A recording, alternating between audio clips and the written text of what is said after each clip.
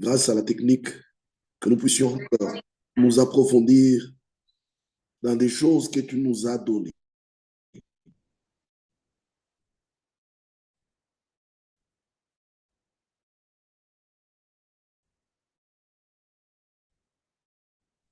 Bénis-nous.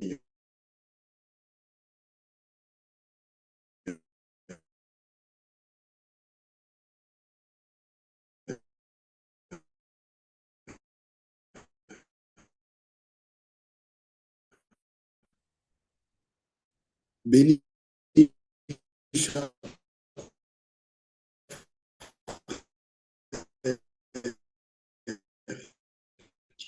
qui participe.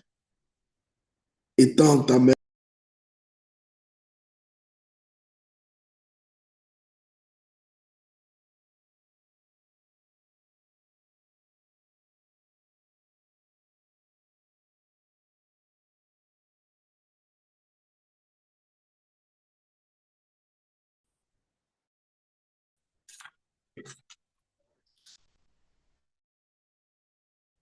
Important, c'est le ministère que Dieu nous a donné.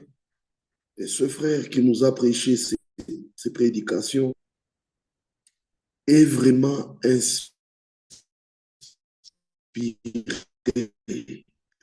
Vraiment inspiré. Dans 1 Jean chapitre 2, verset 28, et même de petits enfants, nous ayons la joyeuse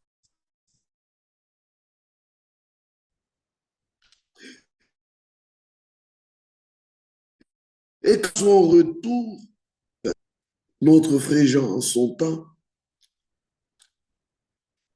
a mentionné le retour du Seigneur. Avec cela maintenant. Combien cela est-il précieux pour nous qui vivons à l'ombre du retour de Jésus-Christ, d'insister et de dire aux frères, maintenant, c'est le temps de demeurer dans la vérité. 1 Jean chapitre 2. Mais celui qui garde sa parole, l'amour de Dieu est véritablement parfait en lui. Par là, nous savons que nous sommes en lui.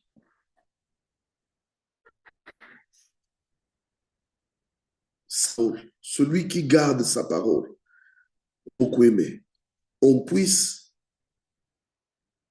nous ramener à comprendre. C'est vraiment l'Ancien Testament que nous avons employé pour prêcher le Nouveau Testament. C'est la parole des prophètes. J'ai vraiment beaucoup aimé. Dans Luc 24, là, Luc chapitre 24, et nous lisons cette écriture ici.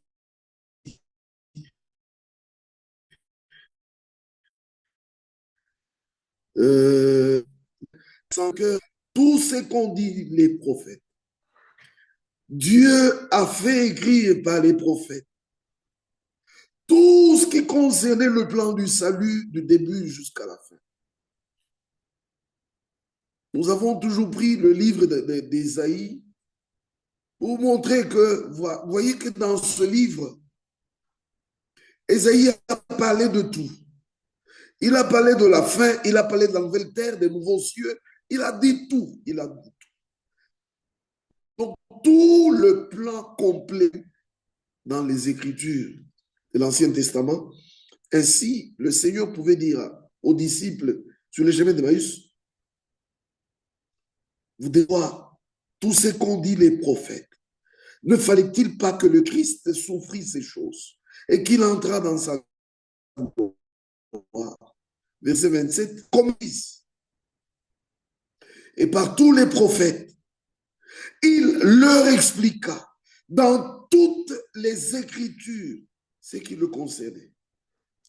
C'est vraiment merveilleux. C'est pourquoi nous avons trouvé la grâce d'avoir ce fondement de l'Ancien Testament joint aux paroles du Seigneur et des hommes que Dieu a appelés comme témoins ont vécu l'accomplissement des prophètes comme nous aussi aujourd'hui, mais qui ont reçu de Dieu, de la part de Dieu, la capacité de nous classer ces paroles des prophètes dans leur contexte juste d'accomplissement, dans un enseignement parfait dans le Nouveau Testament. Nous remercions Dieu pour sa parole. Nous comprenons que si nous donnons les paroles des prophètes sont à considérer, tout ce que les prophètes ont dit, tout ce qui est Dieu a fait cette grâce qu'aucune personne n'a reçue aujourd'hui. N'est-ce pas? Que moi et toi, c'est à des choses que les gens n'ont pas connues dans les autres générations. S'il a plu à Dieu de nous faire cette grâce, à comprendre tous les prophètes avaient dit, comment ne devons-nous pas avoir la grâce de vivre chaque parole que nous croyons et qui est écrite, consignée dans cette Bible ici. D'autant plus que nous avons, et l'Ancien et le Nouveau Testament, ce que nous lisons dans l'Ancien Testament, nous pouvons le retrouver dans le Nouveau Testament. Comment ne pouvons-nous pas croire profondément, faire confiance en Dieu, que la même manière que nos frères dans le premier âge ont lu dans l'Ancien Testament et ont vu l'accomplissement, nous aussi. C'est vraiment merveilleux, c'est très merveilleux. Ici, vous voyez cette écriture qui a été lue, le verset 2, le verset 1 plutôt. Mes petits enfants, je vous écris ces choses afin que vous ne péchiez point. Et si quelqu'un a péché, nous avons un avocat, Jésus-Christ le juste.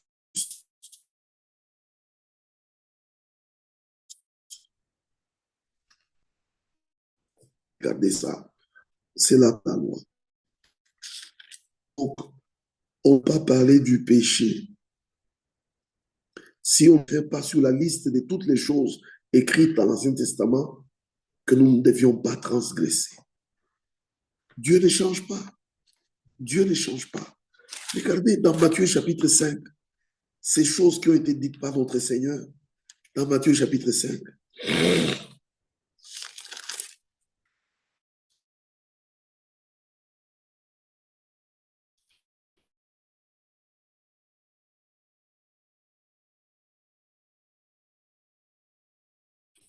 Une belle écriture. Le verset que je suis venu, non pour lire, mais pour accomplir. Car je vous le dis en vérité, tant que le ciel et la terre ne passeront pas ou un seul trait de l'être, jusqu'à ce que tout soit arrivé ou tout soit accompli. Et c'est comme ça que nos frères ont compris. Regardez comment Paul écrit dans Romains chapitre 10, parlant d'Israël. Vous comprenez la différence qu'il y a entre nous et les autres. Vous voyez toujours les gens disent ça, c'est de l'ancien. Vous ne comprenez pas de quoi il est question. Mais regardez ici, il est écrit. Les qui ne cherchaient pas la justice ont obtenu la justice qui vient de la foi. Tandis qu'Israël, qui cherchait une loi de justice, n'est pas parvenu à cette loi-là. Pourquoi? Parce qu'Israël l'a cherché, non par la foi, mais comme provenant des œuvres contre la pierre d'achoppement. Selon qu'il est écrit, voici, je mets en Sion une pierre qui croit en lui ne sera point confus. Frère, voyez-vous ça? Regardez, frère, qu'il est dit, et ma prière à Dieu pour eux, c'est qu'ils soient sauvés. Je leur rends le témoignage qu'ils ont du zèle pour Dieu, mais sans intelligence, ne connaissant pas la justice de Dieu et cherchant à établir leur propre justice, ils ne se sont pas soumis à la justice de Dieu. Écoutez, écoutez, écoutez, écoutez, écoutez. Car Christ et l'accomplissement de la loi, l'accomplissement, ceux qui ont lu, qui disent, comme c'est écrit ici dans la traduction de Louis II, Christ est la fin de la loi, des prédicateurs ont pris ça pour dire,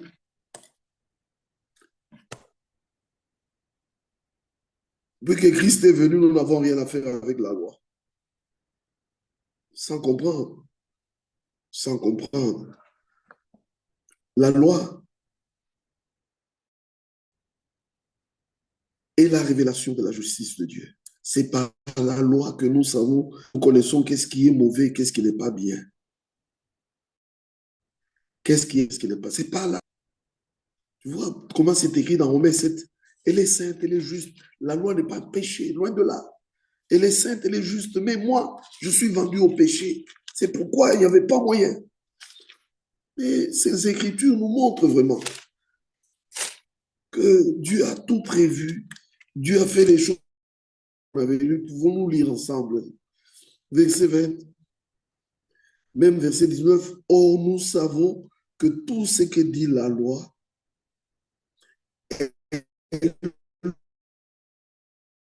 le dit à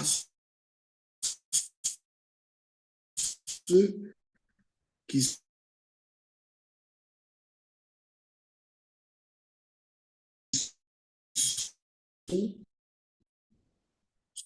sous la loi. Condition. Mais lui, sa bouche n'a pas été fermée et jamais quoi que ce soit. Pourtant, né d'une femme, né sous la loi. Et ici, il est écrit, la loi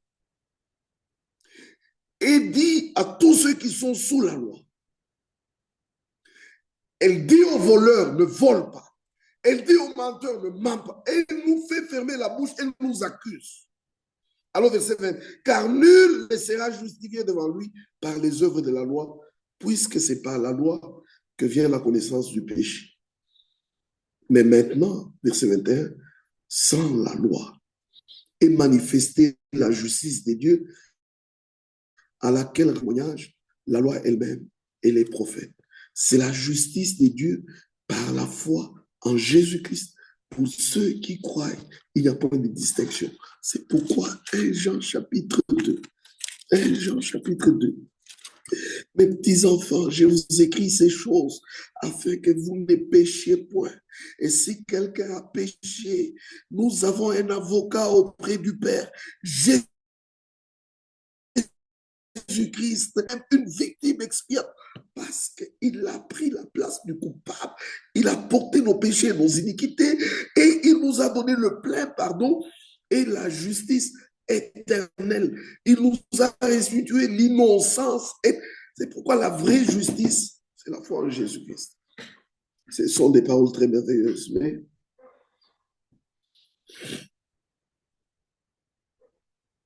je vais lire plus loin. Plus loin, ces paroles qui sont merveilleuses.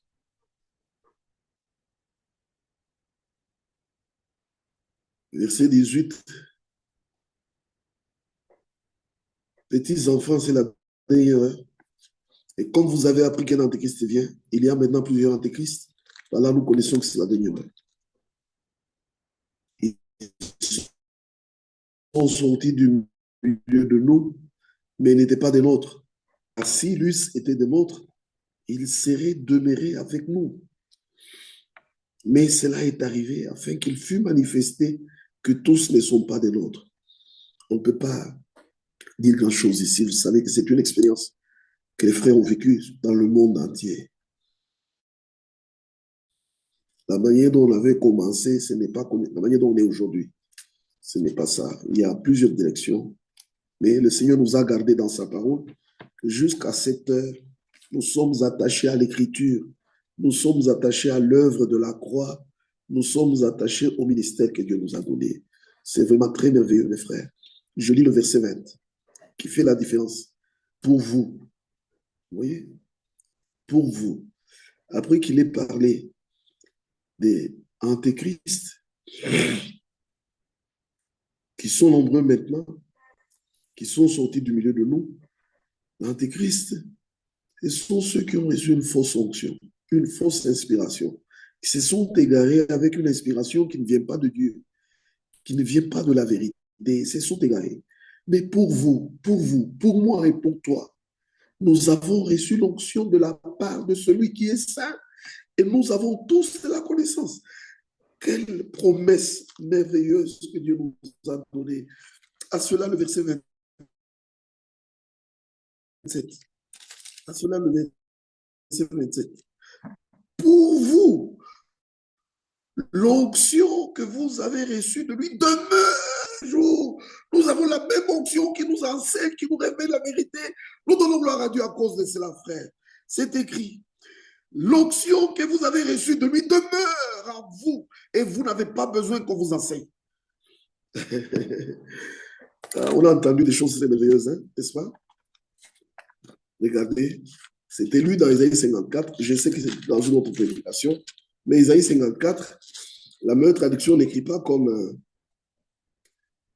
c'est repris dans Jean chapitre 8. Vous savez, dans Jean chapitre 8, il est écrit... dans Jean chapitre 8, c'est là, il est repris. C'est écrit...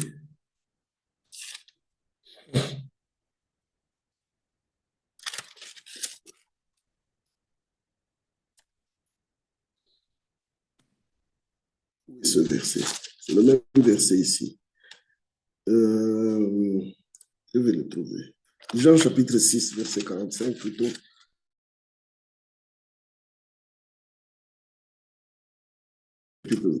Verset 44. Nul ne peut venir à moi si le Père qui m'a envoyé ne l'attire. Nul ne peut venir à moi si le Père...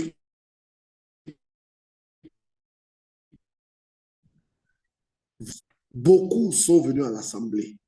Mais pour rencontrer le Seigneur, faire une expérience et rencontrer le Seigneur, il faut que le Père qui a envoyé son Fils vous attire. Si cela ne se fait pas, c'est pas moi. Et comment est-ce que cela se fait? Il dit, verset 45, il est écrit dans les prophètes, ils seront tous enseignés de Dieu.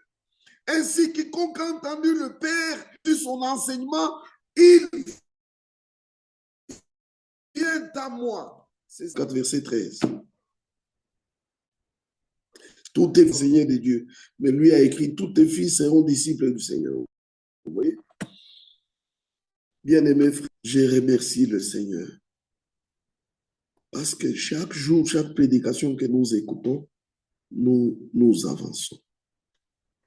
Chaque prédication que nous écoutons, nous avançons. Vous savez que sur base de cette écriture, quand cela a été lu, l'Esprit a ajouté en disant,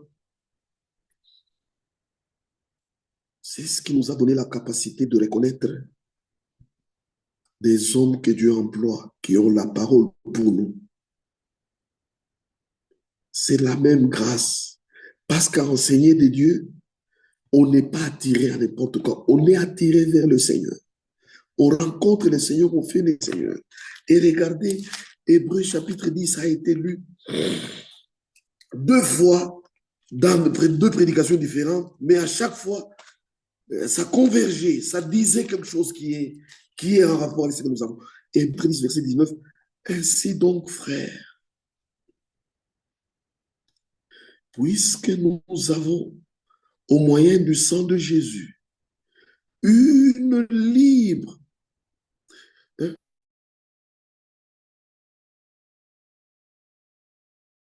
Comment est-ce qu'on dit ça? Ainsi donc, frère, nous avons une joyeuse assurance. Une joyeuse assurance d'entrer dans le sanctuaire au moyen du sang de Jésus-Christ. Ici.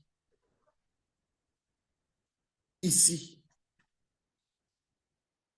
Le Seigneur a ouvert cette voie nouvelle.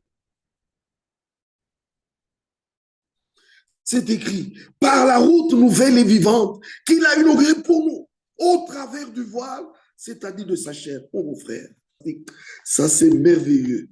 Ça c'est merveilleux. Ceux qui ont vécu cette chose-là,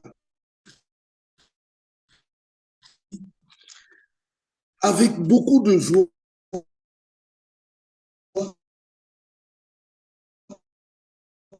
nous a fait quelque chose de fantastique, quelque chose de merveilleux. Regardez comment c'est écrit dans Éphésiens chapitre 2. C'est écrit, verset 13. Maintenant, Jésus-Christ, vous qui étiez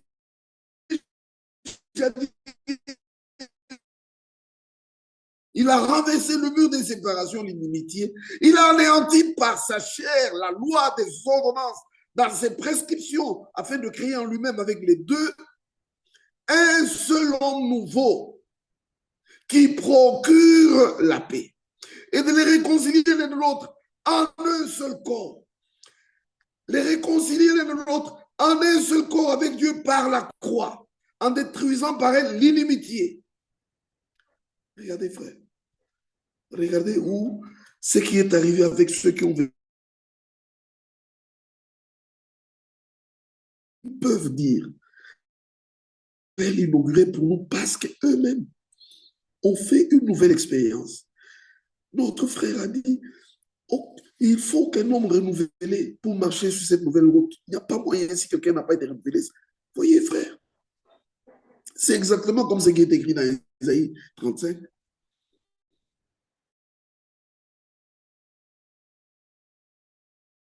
Pur du Bachera. Oh!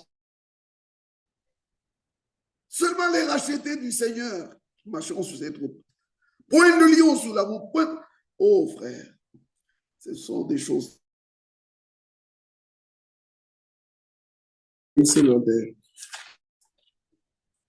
Isaïe 51. Oh, Seigneur, fais plus spécialement. Mon peuple,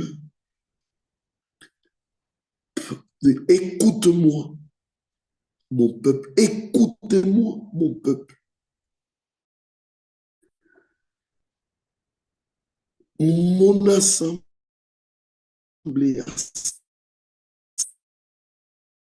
assemblée de mon peuple, assemblée de mon peuple.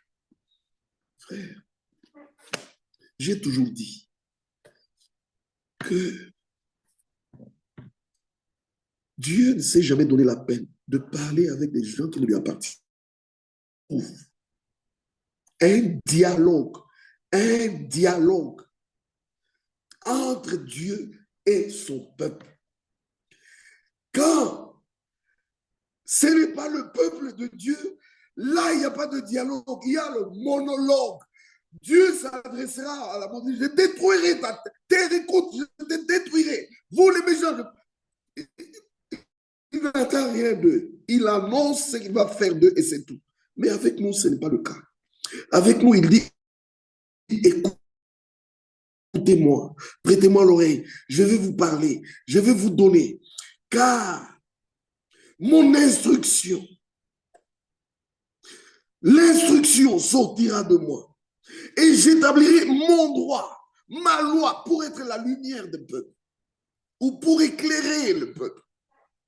Vous voyez que nous sommes dans une situation où Dieu établit réellement un dialogue. Quand il parle, nous avons l'occasion de répondre à ce qu'il dit, de venir à lui et de dire, tu as dit, maintenant fais-le, nous sommes là, c'est une promesse que tu nous as faite.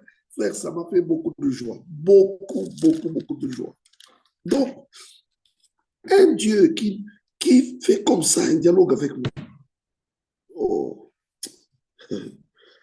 ce sont des choses merveilleuses, ce sont des choses très merveilleuses. C'est pourquoi, n'est-ce pas qu'à ce verset a été ajouté, excusez-moi,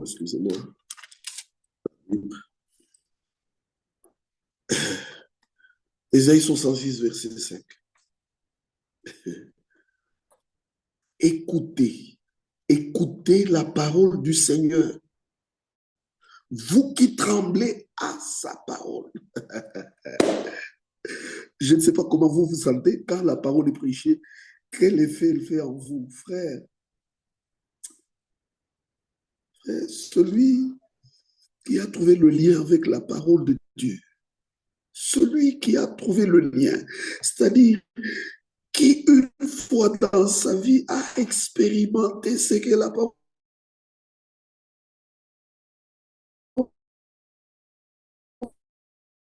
peut faire dans son... C'est fini. Notre frère Firmin disait, quand quelqu'un a goûté le... C'est moi.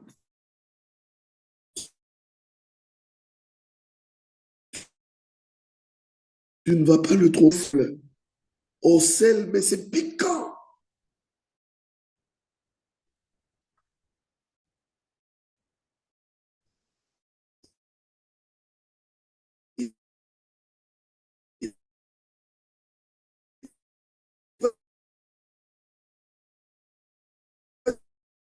Il dit non, c'est pas ça. Quiconque a une et a laissé ça, frère.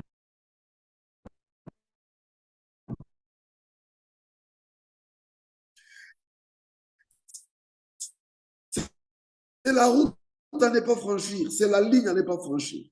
C'est la ligne à ne pas le lire maintenant. On nous a dit, écoutez, Lévitique chapitre 23, c'est vraiment merveilleux. Lisez. Verset 9, le Seigneur parla à Moïse et dit, parle aux enfants d'Israël et tu leur diras, quand vous serez entrés dans le pays que je vous donne et que vous y ferez la moisson,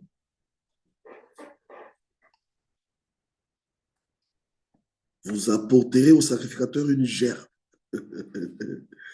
prémisse de votre moisson. Arrêtons-nous là. Prémisse des champs, ce sont les premiers fruits, les premiers fruits, les premiers à arriver à maturité. Ils ont été sémés peut-être au même moment, comme on fait les champs. Moi, je connais un peu l'histoire des champs. J'avais un champ de maïs et j'ai vu que là, il y avait quelque part une terre différente du reste du champ, comme une espèce de termitière. Vous connaissez, une espèce de boule de termitière. Cette terre était très riche, plus que les autres.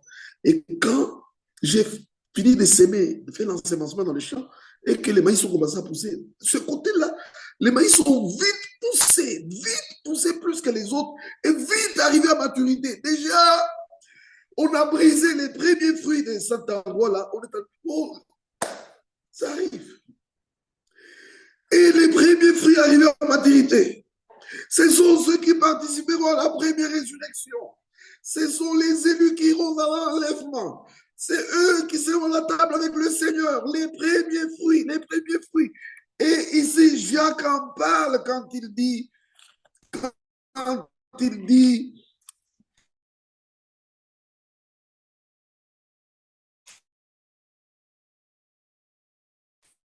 dans son livre en chapitre, il nous a engendrés, frère. Voyez hein, le temps dans lequel nous vivons. Hein? Aucun verset ne doit être laissé dans la Bible, aucun. Chaque verset doit être une partie de nous, une partie, nous devons avoir vécu cela. L'engendrement par la parole, l'engendrement par la parole et par l'esprit. Que pouvons-nous dire de ça? C'est ça la nouvelle naissance. C'est ça la vie qui se manifeste en nous, la vie de Dieu qui se manifeste en nous par la parole et l'esprit que nous avons reçu. Cette sémence de la parole est entrée dans notre cœur et l'esprit de Dieu est venu donner vie à cette sémence. Et voilà que ce n'est plus moi, ce n'est plus moi. sa volonté par la parole de vérité, afin que nous soyons en quelque sorte les premiers de ces créatures. Mais Hébreux 12, vous vous êtes approchés de l'assemblée des premiers-nés, des prémices qui sont inscrits dans les cieux. Que le nom de Dieu soit vraiment loué. Oh Dieu. Mais voilà, maintenant ici, dans l'Ancien Testament, les premiers fruits qui arrivaient à maturité étaient récoltés. Branche, branche, branche, branche, branche, branche. Vous connaissez? Ici, il s'agit du blé. Hein? Ici, ça va vraiment avec le champ de blé. Vous voyez, le blé a toujours une tige, mais avec des semences, beaucoup de semences là-dessus. On arrache ces tiges qui sont arrivées à maturité avant les autres, on les met ensemble. On les tisse. On les tisse pour faire un bouquet. Un bouquet. Oh Dieu, Dieu, que ta grâce soit avec nous maintenant. Il s'agit de se laisser, c'est ce que Dieu veut faire au milieu de nous, c'est tisser. Faire de nous un grand bouquet. Oh frère. Et puis j'ai entendu le frère dire, on joint à cela l'offrande du 10e feu. Je dis, c'est écrit. Regardez. Verset 11. Il agitera de côté d'autre la gerbe devant le Seigneur afin qu'elle soit agréée. Le sacrificateur l'agitera de côté d'autre le lendemain du sabbat. Oui, le jour où vous agiterez la gerbe, vous offrirez en holocauste au Seigneur un agneau d'1 an sans défaut. Ensuite, vous y joindrez une offrande de 2 dixièmes de fleurs de farine pétrie à l'huile, comme offrande consumée par le feu, d'une agréable odeur au Seigneur.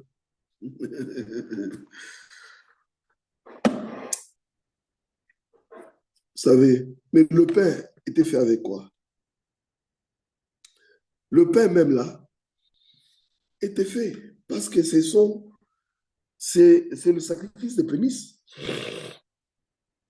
Le pain était fait avec ces semences-là qui ont perdu leur individualité. Parce que quand elles sont graines, on les arrache de la gerbe, elles sont graines, on met ensemble, chaque semence a sa forme, chaque graine a sa couleur peut-être.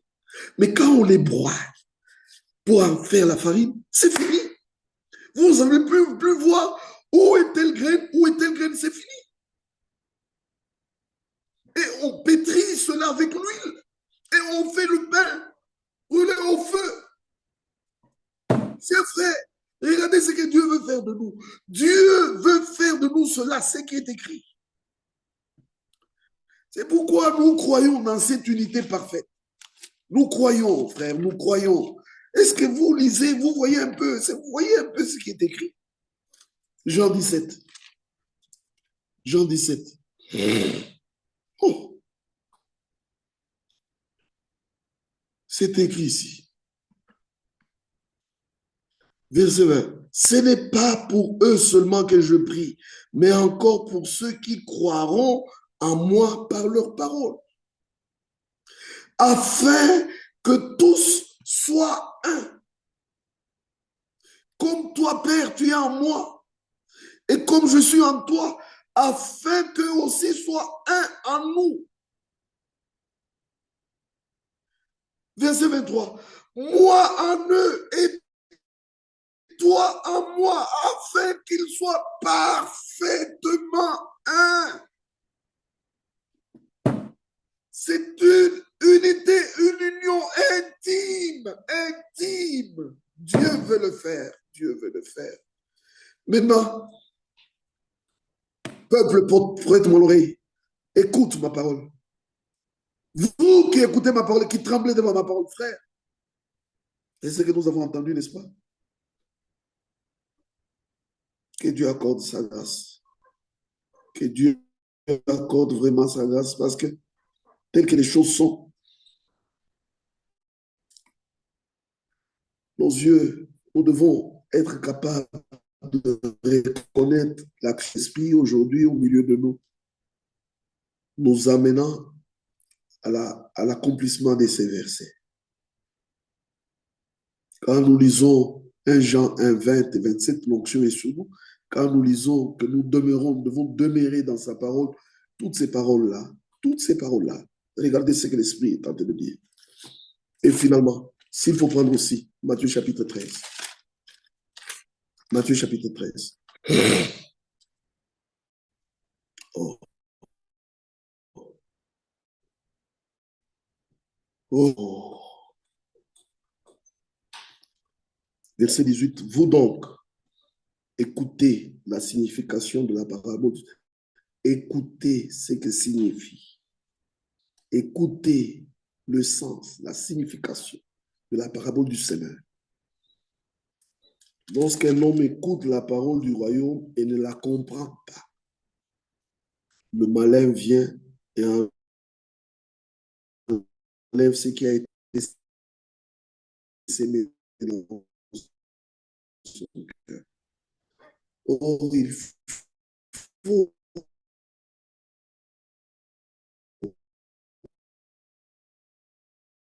ne comprend pas et le malin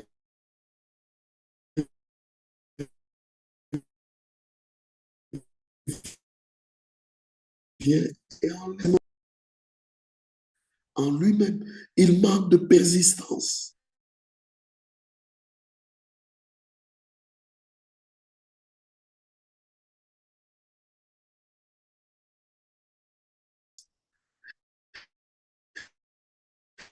Et dès que c'est celui qui entend la parole, mais qui a les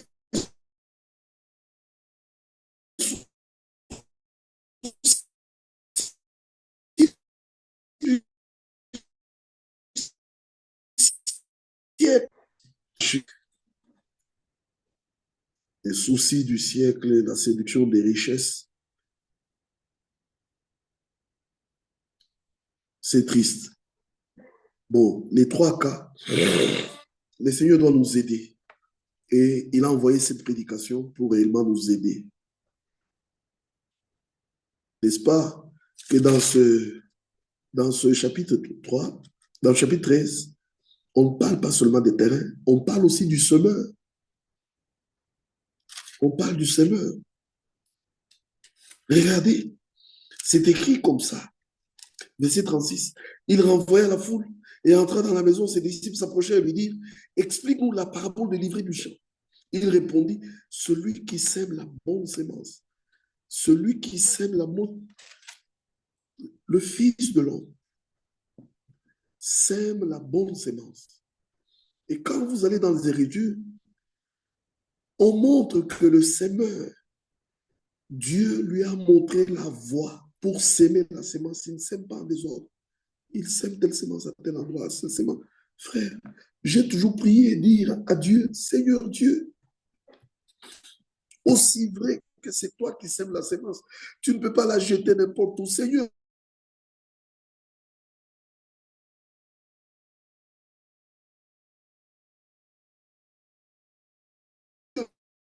peux-tu l'enterrer dans lequel tu mettras la sémence et que tu auras la récolte véritable, Seigneur. C'est toi le semeur, c'est toi le semeur, c'est toi, Seigneur. Frère, je prends aussi cette écriture et j'écris à Dieu comme ça, de cette manière.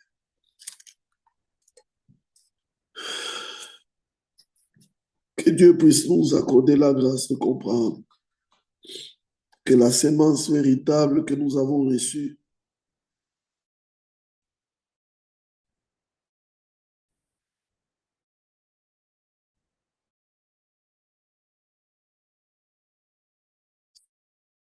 selon lui, c'est pourquoi c'est lui qui dérange la parole de Dieu, il dérange la sémence. Tout faire par l'écoute de la parole sont dérangés. Parce qu'on a dérangé la parole, il y aura des fausses nouvelles naissances. Parce qu'on a dérangé la parole, il y aura une fausse adoration. Parce qu'on a dérangé la parole de Dieu, il y aura même des faux dons. Allez dans les églises et voyez ce qu'ils ont comme don, voyez ce qu'ils ont comme adoration, voyez ce qu'ils ont, ça vient de là. la parole qu'ils ont dérangée. Mais que Dieu nous fasse grâce et que nous puissions comprendre le temps dans lequel nous sommes. Je me résume vraiment avec ces paroles ici en demandant ce que Dieu nous accorde sa bénédiction. Dans la prédication d'hier, dimanche, quelque chose de très important était que ce soit le Seigneur, que ce soit les apôtres, ils se sont référés aux prophètes en leur temps pour montrer que l'écriture de la Bible s'accomplissait et ça faisait partie de leur prédication. Et nous, qu'est-ce qui s'accomplit dans notre temps? Ce qui s'accomplit dans notre temps est écrit dans Matthieu 24. Si quelqu'un ne croit pas ça, il n'y a pas moyen de l'aider. Déjà, avec William Branham, Dieu lui avait donné le verset de Amos 8. Il y aura un temps de famine qui viendra sur la terre. Nous lisons cela dans Amos 8 chaque jour. En rapport avec la famine qui devait venir sur la terre et que les gens seront affamés, ils auront faim et soif de la parole de Dieu. Dieu lui-même, parce qu'il ne laisse pas le juste mourir de faim dans le temps de la famine, il a prévu un emmagasinage en vue de la distribution quand le temps de la famine viendra. Maintenant, nous sommes en train de vivre ça. Nous dépendons totalement de ces prédications de manière très... Moi, je ne sais pas. Donc, il n'y a que ça. Rien d'autre, il n'y a que ça. La parole est devenue pour nous le bien le plus précieux que nous avons, le bien le plus précieux de notre vie que nous avons. Écoutez comment elle a été dit. N'est-ce pas? Apocalypse chapitre 3, verset 10. Apocalypse chapitre 3, verset 10 qui a été lu. Parce que tu as gardé la parole de la persévérance à moi, je te garderai aussi à l'heure de la tentation qui va venir sur le monde entier pour éprouver les habitants de la terre. Père, tu vois ce verset? C'est dans quel âge? C'est le 6e âge. C'est dans l'âge de Philadelphie. On annonce qu'il y aura la tentation qui va venir sur le monde entier. Ça, c'est dans notre temps que ça s'accomplit. Donc, nous gardons la parole de la persévérance dans le Seigneur, en Jésus-Christ. Nous gardons la parole, nous gardera aussi la parole. Nous portons la parole et la parole nous portera aussi. Que Dieu vous bénisse tous. Que l'honneur, la gloire et la louange reviennent à notre Dieu au nom du Seigneur Jésus-Christ. Amen. Amen. Frère Eric, vous pourrez prier pour clôturer la maison.